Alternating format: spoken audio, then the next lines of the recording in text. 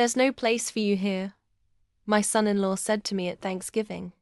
The next day, I ruined their life. When you raise a child with love, feed them with your sweat, and clothe them with your dignity, never in your wildest dreams do you imagine the day they'll toss you out like old furniture.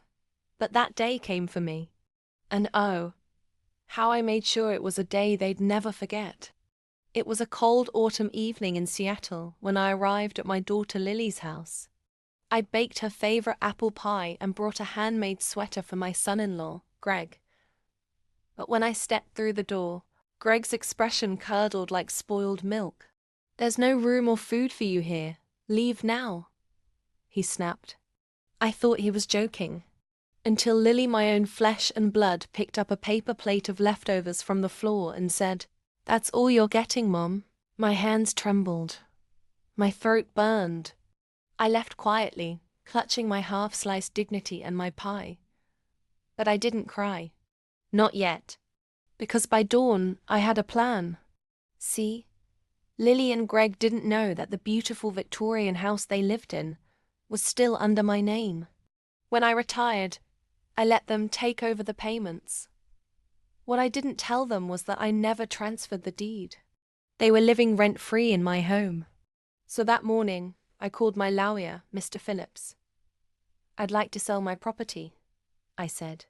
By evening, the for sale sign was planted in their yard like a sword of justice. When Lily called, her voice was trembling.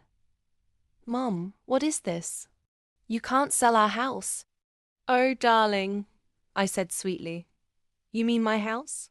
The next week, as they scrambled to find a new place, I watched from my car as the realtor led in potential buyers. Greg's face turned ghost white when he saw me step out of the car in my Sunday best. "You can't do this," he shouted. I smiled. "You told me there was no room for me here.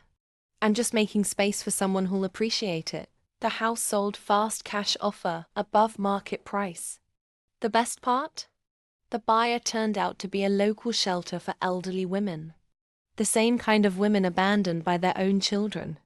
The day Lily and Greg moved out, they passed the new residents women my age, smiling warmly, grateful for a home.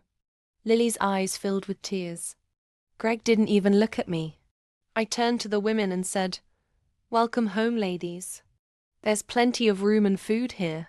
That night, as I sat with them around the fireplace, sipping tea, I felt something powerful peace. And just as I bit into my slice of warm apple pie, I thought, karma doesn't always need to knock loudly. Sometimes it just turns the key you forgot you gave it.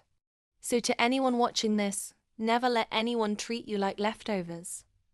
You are the feast. And remember, revenge doesn't always come with anger. If you loved this twist of poetic justice, hit that subscribe button now.